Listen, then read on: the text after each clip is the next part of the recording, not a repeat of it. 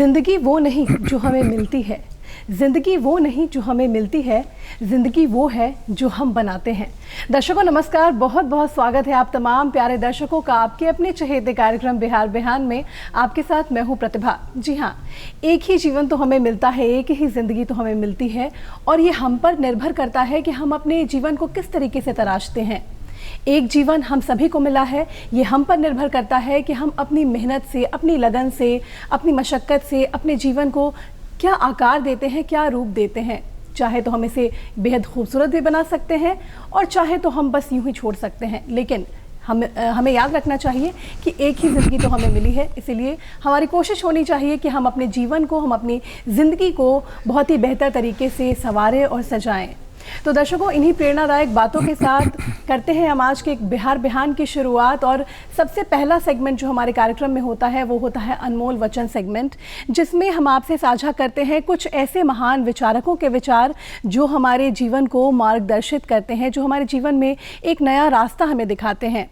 आज जो विचार अनमोल वचन सेगमेंट के माध्यम से आपके सामने हम पेश करने जा रहे हैं वो विचार है आचार्य विनोबा भावे जी के द्वारा कही गई बात है। और इस बात में जीवन का मर्म छुपा है कहीं ना कहीं। जैसा कि हम जानते हैं ना कि हमारे लिए हमारे कर्म और हमारे लिए हमारे कर्तव्य कितना ज़्यादा मायने रखते हैं।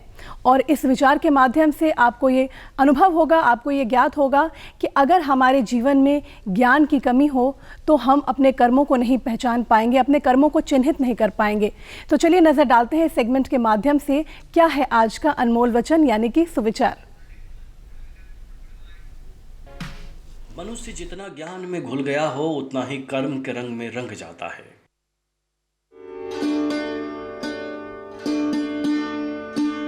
आज का हमारा कार्यक्रम बहुत ही विशेष है क्योंकि हमारे बीच बहुत ही खास मेहमान मौजूद हैं। आपको बताना चाहूँगी आप मौजूद हैं प्रोफेसर सुरेंद्र प्रताप सिंह। आप कुलपति हैं ललित नारायण मिथिला यूनिवर्सिटी के, साथ ही साथ प्रभारी कुलपति हैं आर्यभट्ट विश्वविद्यालय के। सर, आपका बहुत बहुत स्वागत है हमारे कार्यक्रम बिहार बिहान में। दूरदर्शन बिहार के बिहार बिहान कार्यक्रम के सभी दर्शकों को और आपको प्रत्या जी अभिनंदन आप सभी का इस कार्यक्रम में। जी, यूँ तो बहुत सारी बातें हैं सर जो आपसे हमें करनी है और बहुत सारे ऐसे विषय हैं गंभीर जिन पर हम चर्चा करेंगे। खास करके शिक्षा जगत से जुड़े हुए कई सारे ऐसे विषय हैं जिनके पहलुओं को हम टटोलने की कोशिश करेंगे। लेकिन उसके पहले हम आपके विषय में जानना चाहेंगे क्योंकि हमारे दर्शक, जो भी जनता आपको देख रही है इस वक्त, जो भी दर्शकगण आपको देख रहे हैं, आपको एक कुलपति के तौर पर वो जानते हैं, देखते हैं। और बहुत सारे ऐसे छात्र होंगे जो आपके संबद्ध कॉलेजों में पढ़ते होंगे, विद्यार्थी होंगे। लेकिन एक व्यक्तित्व के तौर पर अगर आप सवाल करना चाहें, आपसे हम जानना चाहें आप कहाँ से ताल्लुक़ रखते हैं और अगर आपकी शिक्षा दीक्षा के बारे में हम जानना चाहें तो आपने ये सब चीज़ें कहाँ से ग्रहण की? बेसिकली मैं अयोध्या का रहने वाला हूँ, उत्तर प्रदेश। और जाहिर सी बात है किसान परिवार से संबंधित हूँ। और जो शिक्षा मेरी हुई, उच्च शिक्षा पूरी लखनऊ विश्वविद्यालय की शिक्षा मेरी हुई। और ये भी सम्मान मुझे मिला कि उसी विश्वविद्यालय का मैं प्राचार्य भी रहा, आचार्य भी रहा और उसी विश्वविद्यालय का कुलपति भी 3 वर्ष रहा, 16 से 19 के बीच में।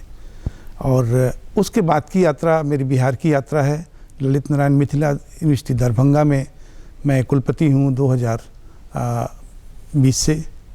और इसके अलावा बिहार के 3 और विश्वविद्यालय का भी प्रभार मेरे पास रहा। आर्यभट्ट नॉलेज यूनिवर्सिटी पटना, मौलाना मजरुल हक यूनिवर्सिटी पटना और पाटलिपुत्र विश्वविद्यालय पटना का भी रहा। आज के समय में केवल आर्यभट्ट नॉलेज यूनिवर्सिटी का चार्ज मेरे पास अभी है और दरभंगा का मैं मूलतः वाइस चांसलर हूँ।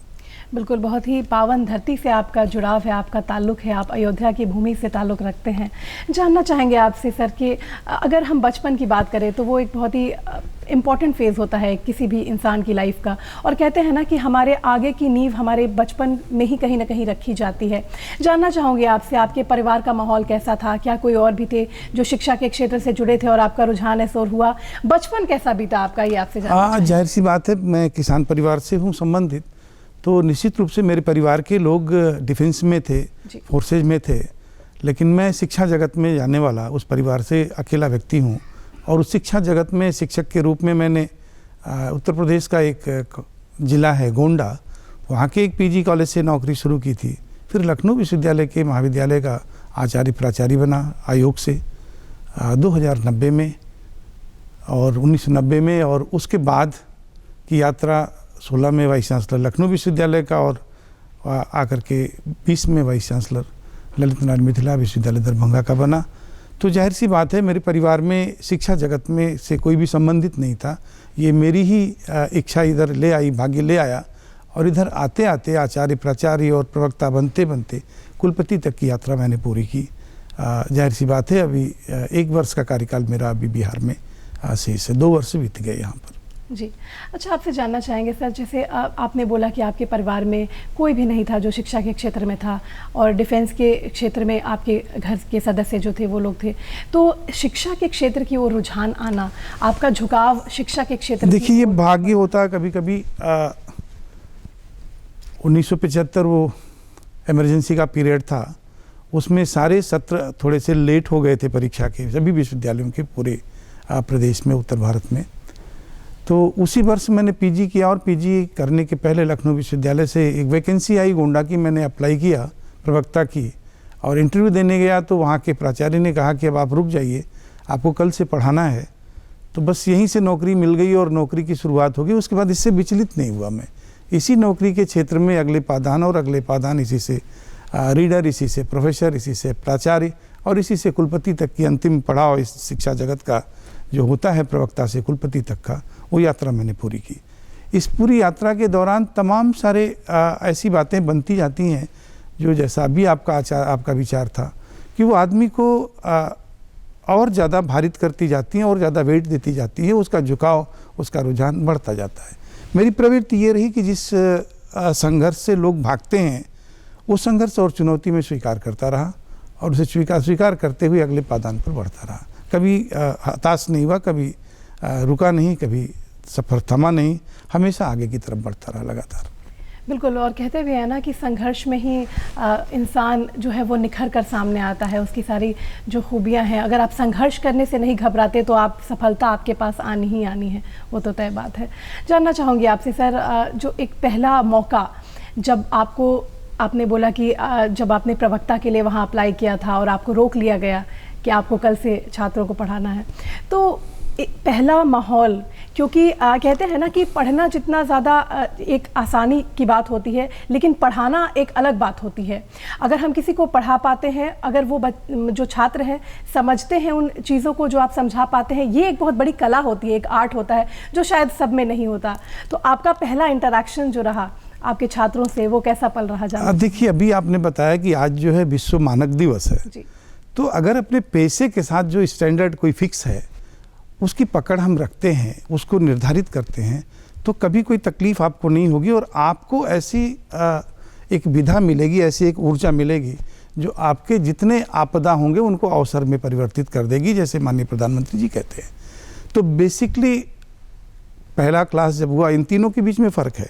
उसी किताब को, उसी लेसन को जब टीचर पढ़ाता है तब हम पढ़ते हैं, कुछ एक समझते हैं उसमें से। उसी को जब परीक्षा करीब आती है तब हम पढ़ते हैं तो कुछ और समझते हैं, और उसी लेसन को परीक्षा के दिन पढ़ते हैं तो कुछ और समझते हैं। ठीक इसी तरह से जब आप लेक्चर आपको देना होगा, किसी को पढ़ाना होगा, अपनी बात समझानी होगी, तो फिर उसी लेसन को हम पढ़ते हैं और कुछ और तथ्य निकलते हैं। लेसन वही है, पढ़ने वाला वही है, समय बदलने के साथ साथ, उसकी परिस्थितियों को बदलने के साथ साथ उसके मानक बदलते चले जाते हैं। ज़रूरत इस बात की है कि जो व्यक्ति है अगर वो अपना मानक बदलता जाता है तो उसे सफलता मिलेगी। मानक नहीं बदलता है, विद्यार्थी है और विद्यार्थी का मानक नहीं रखा, परीक्षा में जा रहा वहाँ उसका मानक नहीं रखा, क्लास में जा रहा उसका मानक नहीं रखा, तो दिक्कत होती है। मैंने एक स्वीकार किया और संदेश भी सबको देना चाहूँगा कि जाहिर सी बात है कि हर व्यक्ति शिक्षक जब मैं बना तो विद्यार्थी भी रहा, परीक्षा भी दिया और फिर शिक्षक बना। तो शिक्षक बनने के साथ जब क्लास में जाना होगा तो कहीं ना कहीं मुझे एक मानस अपना तय करना होगा कि मैं कम से कम जिन परेशानियों को क्लासरूम में टीचर से मैंने भोगा है, जो मुझे मिली हैं, मेरे विद्यार्थी को वो ना मिले मुझसे।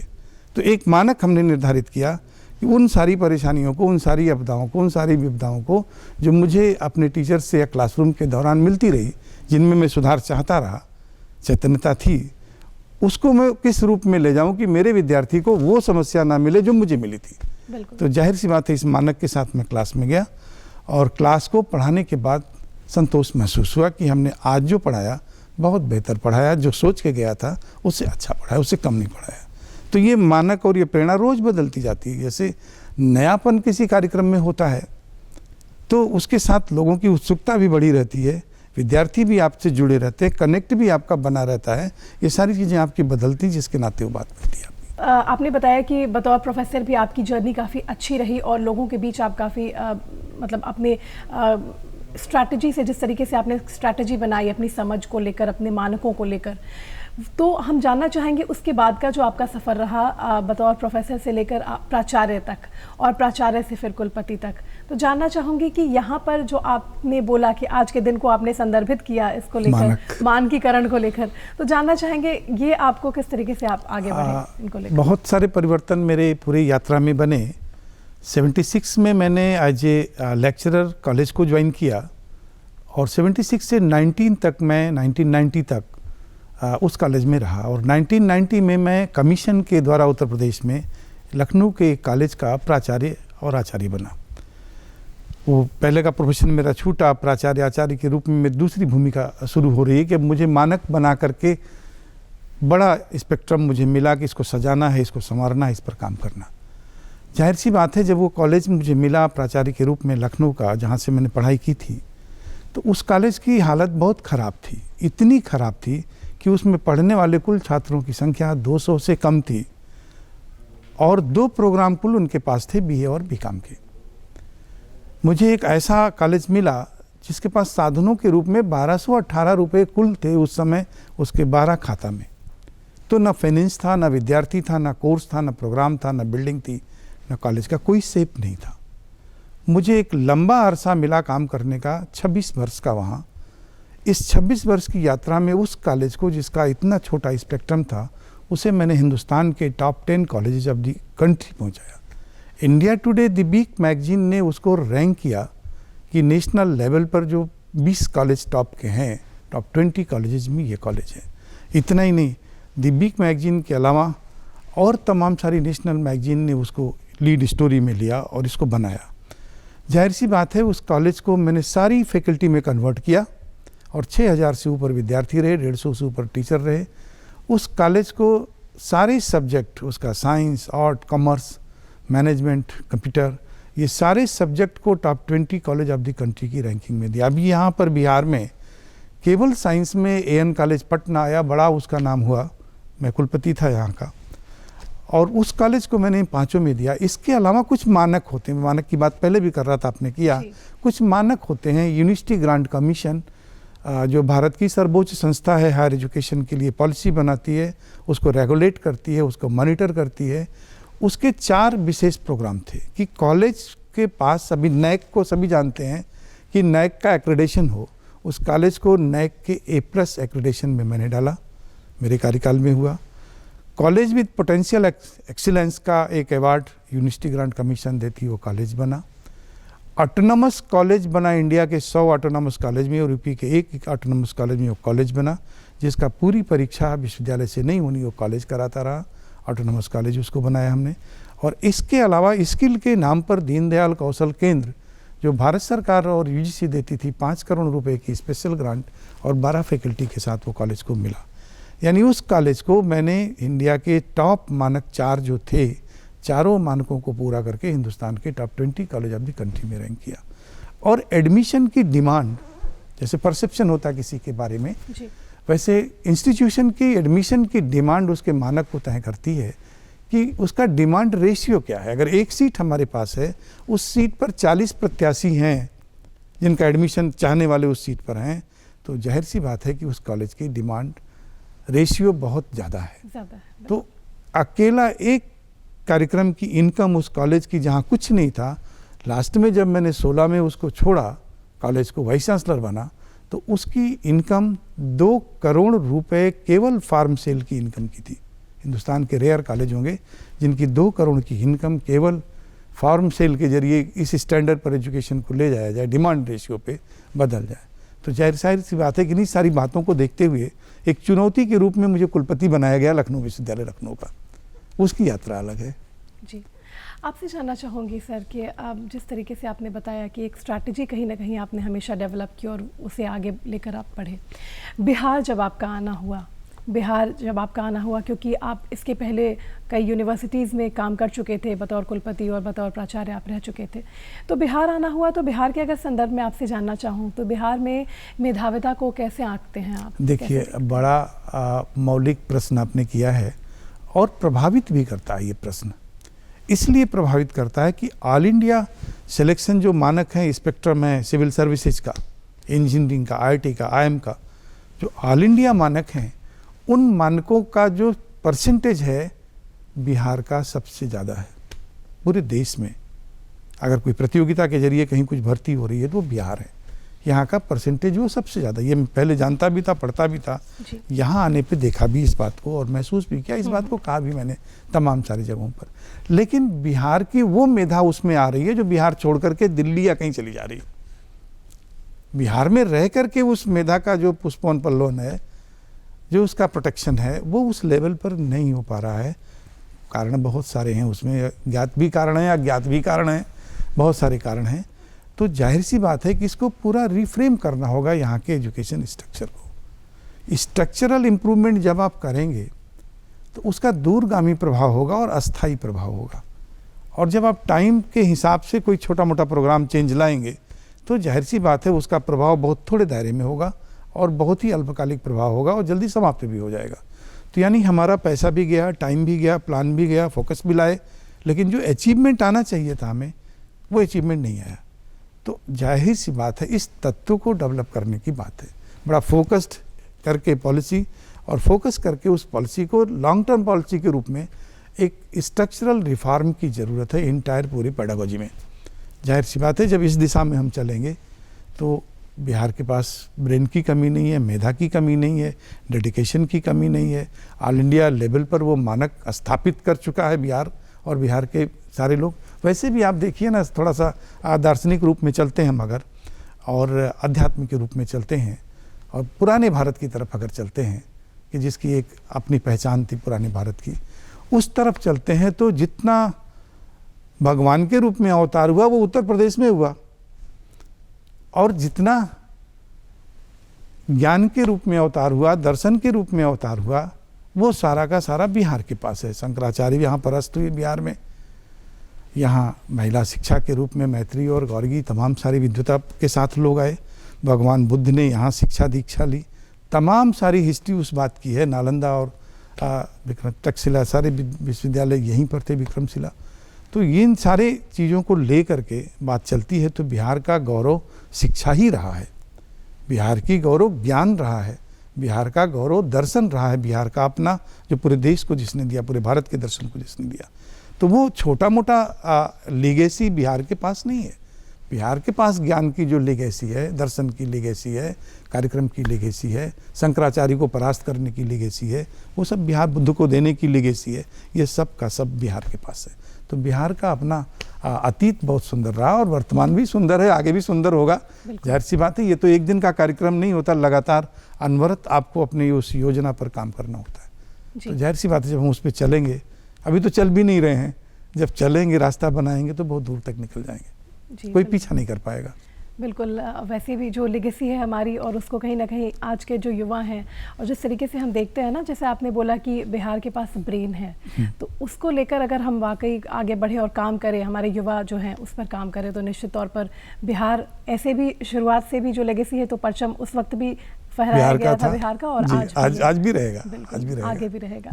आपसे जानना चाहूँगी, शिक्षा की आपने बात की, और कहीं ना कहीं हम जानते हैं ना और कहते हैं कि आज के दौर में अगर हम देखें आज के परिप्रेक्ष्य में, तो लोग शिक्षा के महत्व से मतलब अच्छे से परिचित हैं कि शिक्षा एक इंसान के जीवन में कितना ज़्यादा अहमियत रखती है, कितनी ज़्यादा मायने रखती है। आपसे जानना चाहूँगी, अगर एक शिक्षाविद के तौर पे अगर आपसे मैं समझना चाहूँ और दर्शकों को आप बताना चाहें, तो एक इंसान, एक शख्स के जीवन में शिक्षा के क्या मायने हैं, कितनी ज़्यादा अहमियत होती है शिक्षा की? देखिए, दो चीज़ें बड़ी साफ हैं। आदमी को जो प्रेरित करती हैं, दो चीज़ें कुल प्रेरित करती हैं, तीसरा कुछ नहीं है। नंबर वन, जो डिमॉन्स्ट्रेशन इफेक्ट उसके पास है सोसाइटी का, जो बाहर देख रहा, जो उसकी आंखों से दिखाई पड़ रहा, जो विजन में उसके है, उसको वो कैसा अंडरस्टैंड करता है। यानी दृष्टि तो सब है कि 1/1 की होगी, 1/6 की होगी, 6/6 की होगी। जो आई साइट है वो हो सकता है, किसी का कुछ भी हो सकता है, दोनों हो सकता है। तो जब वो देख रहा है तो किस नियत से देख रहा है, उससे ग्रहण क्या कर रहा है, उसके साथ अट्रैक्ट कैसे हो रहा है। तो ये तो एक बात उसके बाहर की चीज़ें हैं जो उसे प्रभावित करती हैं, और भारत के दर्शन में वो चीज़ें उसे प्रभावित करती हैं जो उसके अंदर चल रही हैं।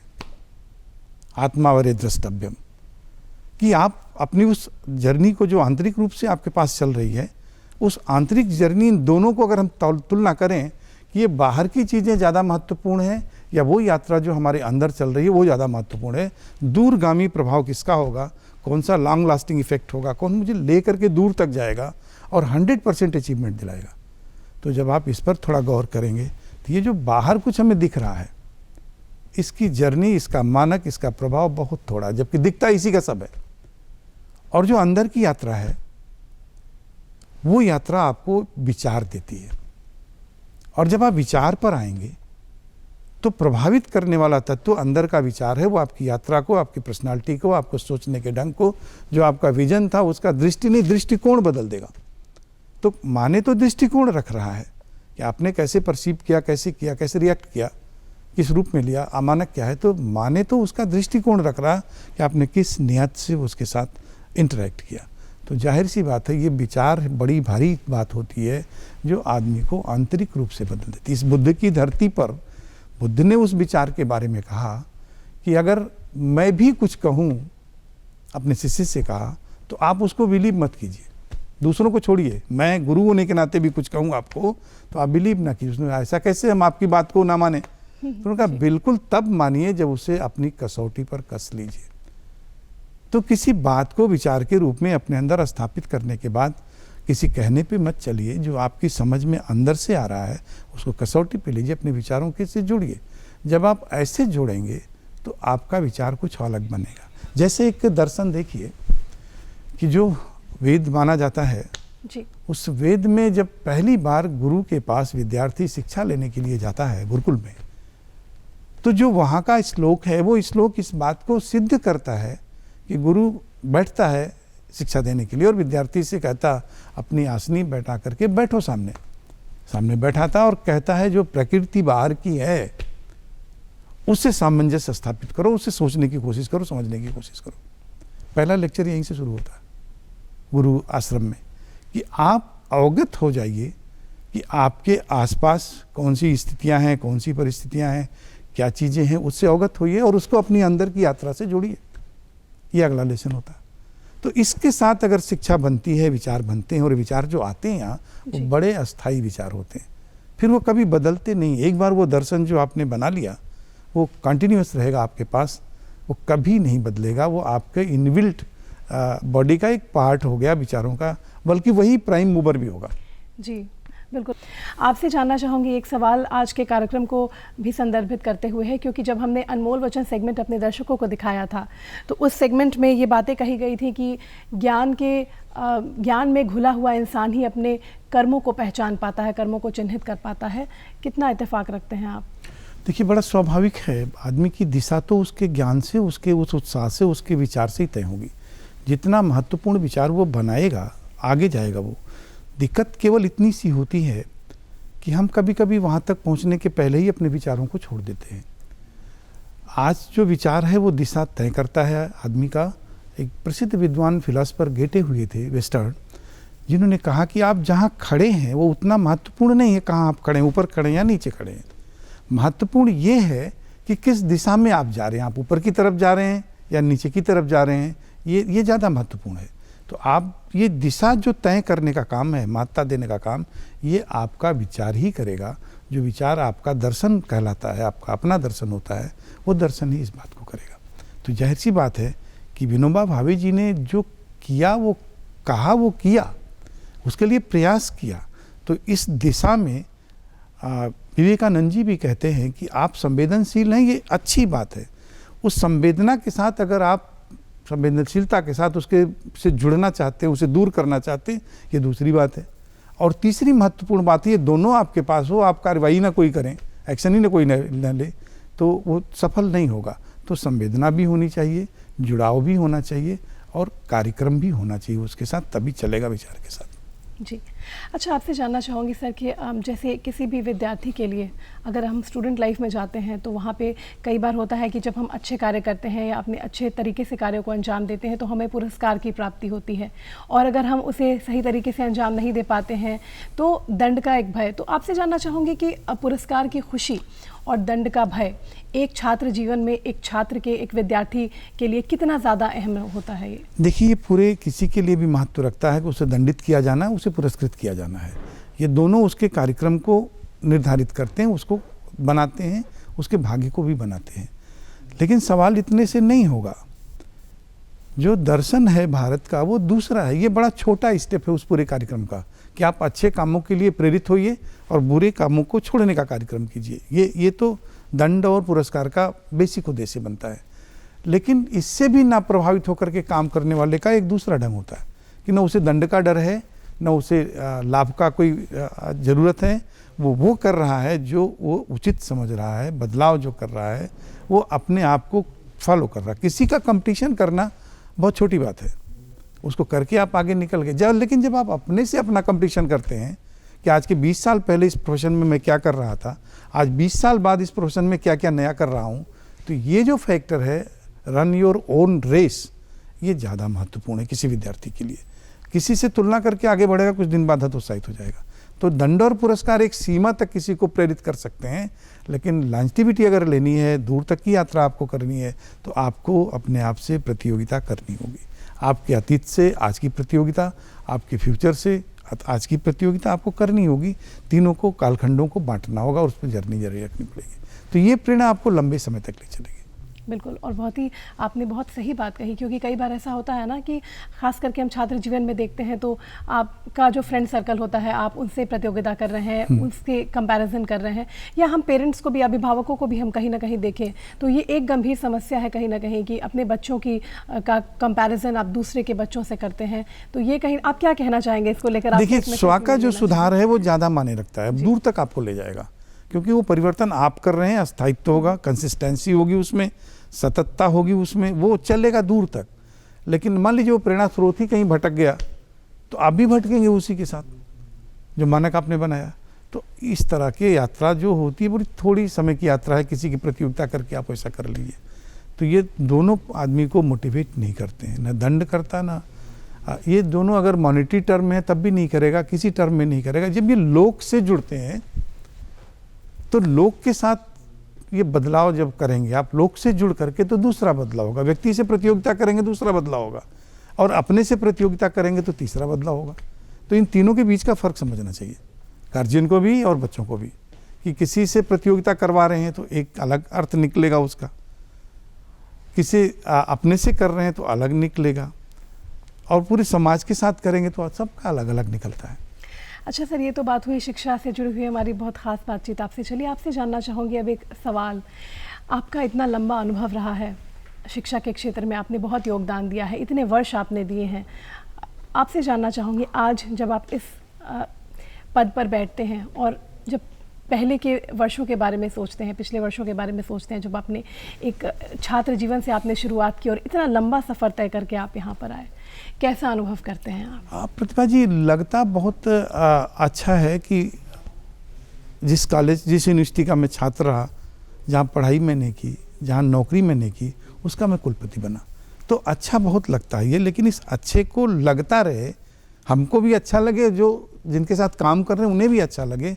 दूसरा पहलू ज़्यादा महत्वपूर्ण है मेरे लिए। मुझे तो अच्छा लग रहा है, लेकिन मेरे काम से जिनके लिए मैं काम कर रहा हूँ उन्हें भी अच्छा लगे, उनके लिए भी अच्छा हो, ये ज़्यादा महत्व, वो प्रेरणा मुझे दीर्घकालिक प्रेरणा देता है। जैसे बड़ा मोटा सा हिसाब है कि नैक को जब मैंने कराया, जिस कॉलेज का मैं आचार्य था, तो मैंने उसी कॉलेज के लेवल को बढ़ाते बढ़ाते उसका नैक करा और A+ का उसका स्कोर बना, हाईएस्ट स्कोर था उस समय का। लखनऊ यूनिवर्सिटी का कुलपति मैं बना तो मैंने उसकी स्टडी की कि इससे पिछले नैक में कम नंबर क्यों मिले हैं, ये B में ही क्यों रहा है। उनको स्टडी करने के बाद जहाँ किन कमियों के साथ वो B में था, उन कमियों को मैंने Day 1 से फोकस किया और 3 साल का काम किया।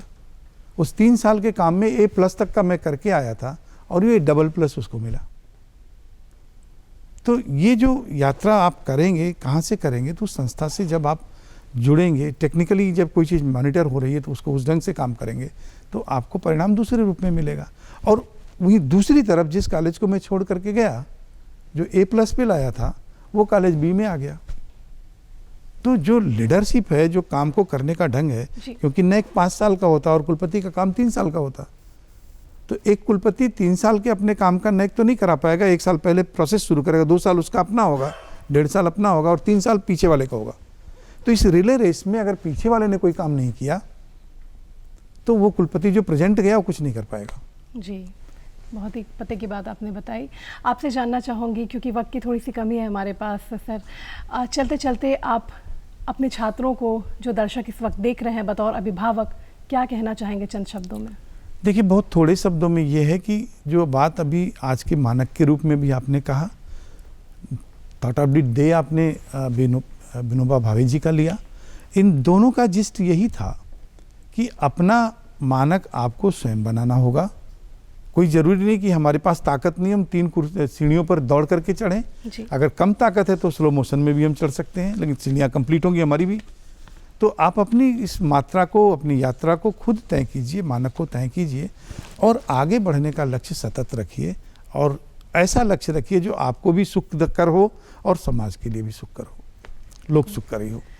बहुत बहुत शुक्रिया सर, आप हमारे कार्यक्रम में आए और आपने इतनी सारी विशेष बातचीत की हमारे साथ शिक्षा को लेकर, और जीवन के तमाम पहलुओं को हमसे बांटा, साझा किया। बहुत बहुत शुक्रिया आपका हमारे कार्यक्रम में। धन्यवाद प्रतिभा जी, आपको भी और सारे व्यूवर्स को भी जिन्होंने आज बिहार बिहान के कार्यक्रम को देखा और मुझे मौका दिया वहाँ तक पहुँचने का। तो दर्शकों, ये थे हमारे आज के विशेष मेहमान प्रोफेसर सुरेंद्र प्रताप सिंह जी। आप कुलपति हैं ललित नारायण मिथिला यूनिवर्सिटी के, साथ ही साथ प्रभारी कुलपति आर्यभट्ट विश्वविद्यालय के, जिनसे हमारी विशेष बातचीत रही शिक्षा को लेकर। और कहीं ना कहीं जो मानक तय करने वाली बात है, वाकई अगर इस बात को हम समझ लें कि हम अपना कंपटीशन अपने साथ ही रखें तो वाकई हम ज़्यादा बेहतर कर पाएंगे अपने जीवन में। फिलहाल आज के बिहार बिहान के कार्यक्रम में इतना ही, लेकिन आपको लिखना होगा हमारा पता, क्योंकि इससे हमें हमारे कार्यक्रम को बेहतर बनाने में मदद मिलती है। तो फटाफट उठाइए कॉपी और कलम और नोट कर लीजिए हमारा पता।